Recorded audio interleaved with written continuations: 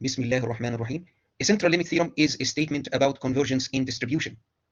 For example, if we have a sequence of random variables that are i.i.d, zero mean and unit variance, then the random variable, which is the sum I from 1 to n xi, if we take this sum and divide by the square root of n, this converges in distribution to a standard Gaussian random variable. This means that the CDF of this quantity here, as n tends to infinity, the CDF approaches the CDF of a standard Gaussian random variable that is zero mean and that has a variance of unity. If we have a sequence of random variables, and this sequence of random variables converges in probability to some random variable z, then this implies that we have convergence in distribution. The converse is not necessarily true. So if we have convergence in distribution, we do not necessarily have convergence in probability.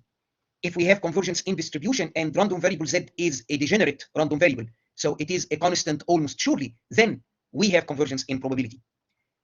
The central limit theorem that we have here, we have convergence in distribution to a non-degenerate random variable, to a standard Gaussian. So the question is, in this particular case, do we have convergence in probability? We will discover that the answer is no. So this version of the central limit theorem cannot be strengthened to convergence in probability. How can we prove this?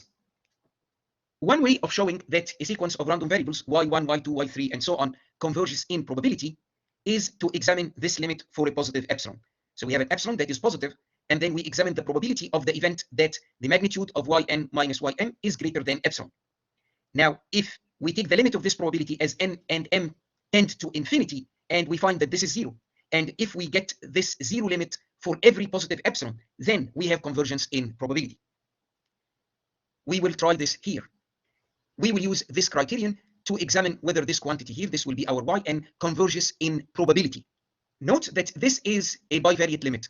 When we take this limit, it is not sequential. It is not that we take the limit as n tends to infinity followed by the limit as m tends to infinity, or the other way around. No, it must be the case that no matter how n and m approach infinity, this probability is equal to zero. One way of showing that this limit is not zero is to show that there is a way in which n and m approach infinity, and yet the probability will tend to some number that is strictly positive rather than zero. So the limit is not zero if n and m approach infinity in a particular way, and this particular way that we use in our proof is that we will fix m at 2n. And we will discover that the limit is lower bounded by a strictly positive quantity, so it cannot be equal to zero. So here is yn, this is yn, and this is ym, and we choose m to be equal to 2n. We take the magnitude of the difference, and we study the probability that this magnitude is greater than some given positive epsilon. If we have convergence in probability, then this probability here must tend to zero as n tends to infinity. Let's split this sum into a sum from 1 to n, and then another sum from n plus 1 to 2n. The sum from 1 to n can be joined with this summation here. So this difference can be written as 1 over square root 2n, and then we have the sum from n plus 1 to 2n of xi. And then we take this part here with the factor 1 over square root 2n, and it is joined with this term here. Apply the reverse triangle inequality. The reverse triangle inequality tells us that the magnitude of alpha minus beta is greater than or equal to the magnitude of alpha minus the magnitude of beta. So this means that the probability that this magnitude is greater than epsilon is lower bounded if we replace this quantity by its lower bound, which is the magnitude of this part minus the magnitude of this part. Because this magnitude is greater than or equal to the difference of these two magnitudes, then the probability that this magnitude exceeds epsilon is greater than or equal to the probability that this difference of magnitudes exceeds epsilon. Now, let's try to lower bound the difference of these two magnitudes here. Suppose that 1 over square root 2n times the magnitude of the sum of xi I from n plus 1 to 2n, assume that this quantity is strictly greater than 2 epsilon. And at the same time, the sum I from 1 to n of xi in magnitude, when we multiply by this 1 over square root n minus 1 over square root 2n, that this is less than or equal to epsilon. What is an implication of these two statements? Now, this inequality here is equivalent to minus 1 over square root n minus 1 over square root 2n, the magnitude of the sum greater than or equal to minus epsilon. This is just the given inequality after multiplying both sides by minus 1. So we have this inequality here, we have this inequality. Now add both sides. If we add both sides, then the left-hand side is exactly this quantity, and then the right-hand side is 2 epsilon plus minus epsilon, that's epsilon. Which means that these two statements together, they imply this event here.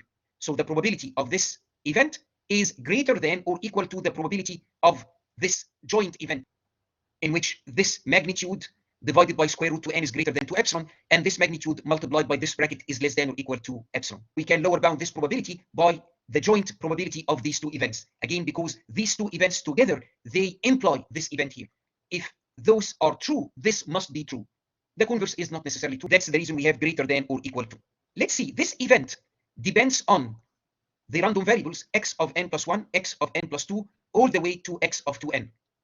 This event here, on the other hand, depends on the random variables x1, x2, all the way to xn.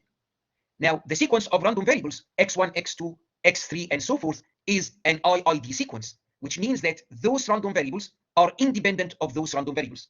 So this event here and that event are independent.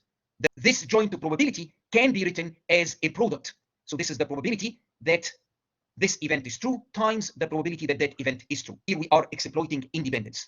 Let's here write the events so that we have this term here. We have 1 over square root n summation I from 1 to n xi. Why do we have this quantity? Because our starting point is that we have convergence in distribution. We know that this random variable here converges in distribution to a standard Gaussian, which means that the CDF of this quantity is converging to the CDF of a standard Gaussian. CDF of a standard Gaussian, what is it? The probability that a standard Gaussian random variable is less than or equal to x. This is 1 minus q of x in terms of the q function. This is the standard Gaussian PDF. This probability here, this tail probability is q of x, and 1 minus q of x gives the probability that the random variable is less than or equal to small x. So here is small x. This is our starting point. Starting from this, we are trying to investigate whether we can strengthen convergence in distribution to convergence in probability. This is the main task here. But we have convergence in distribution, which means that in the limit as n approaches infinity, we can actually write down those two probabilities in terms of the q function, because we know that this random variable, as n tends to infinity, the CDF converges to the CDF of a standard Gaussian. What is the probability that a standard Gaussian random variable in magnitude is above 2 times the square root of 2 epsilon? Here, this probability is 2 times the q function of this threshold here, 2 times the square root of 2 times epsilon. Recall that for a Gaussian random variable with a mean value of mu and variance sigma squared. Okay, so this is mu. And if we are interested in the probability that the random variable x exceeds a, then probability x is greater than a is the q function. Then we have a minus the mean value, which is mu, divided by the standard deviation, which is sigma. In our case here, the standard Gaussian random variable is zero mean and has a variance of unity. And so the probability here of this event is double the q function of this threshold 2 square root 2 epsilon. Now, what about this probability? This is the probability that as n tends to infinity, this is the probability that a Gaussian is between minus epsilon over 1 minus 1 over square root 2 to epsilon over 1 minus 1 over square root 2. And this probability is 1 minus 2 times the q function applied to this quantity, epsilon divided by 1 minus 1 over the square root of 2. As n tends to infinity, the product of these two probabilities tend to this quantity here involving the q function, because we do have convergence in distribution. What did we do? We started by investigating this probability. We have lower bounded the limit of this probability as n tends to infinity by this quantity here involving the q function. Here is the issue. The lower bound is strictly positive. So now we have this 2 times the q function. Okay, so this is a positive quantity, and it's multiplied by this bracket 1 minus double the q function. And this bracket is always positive. We know that the q function is 1/2 at 0. So this is q of alpha versus alpha. So the q function looks like this. It starts at 1/2 when its argument is 0, and then it decays exponentially towards 0. This is the q function of a positive quantity. This is strictly less than 1/2.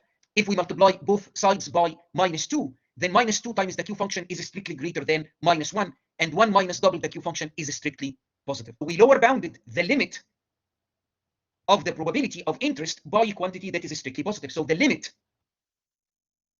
of this probability can never be equal to 0. We cannot have convergence in probability.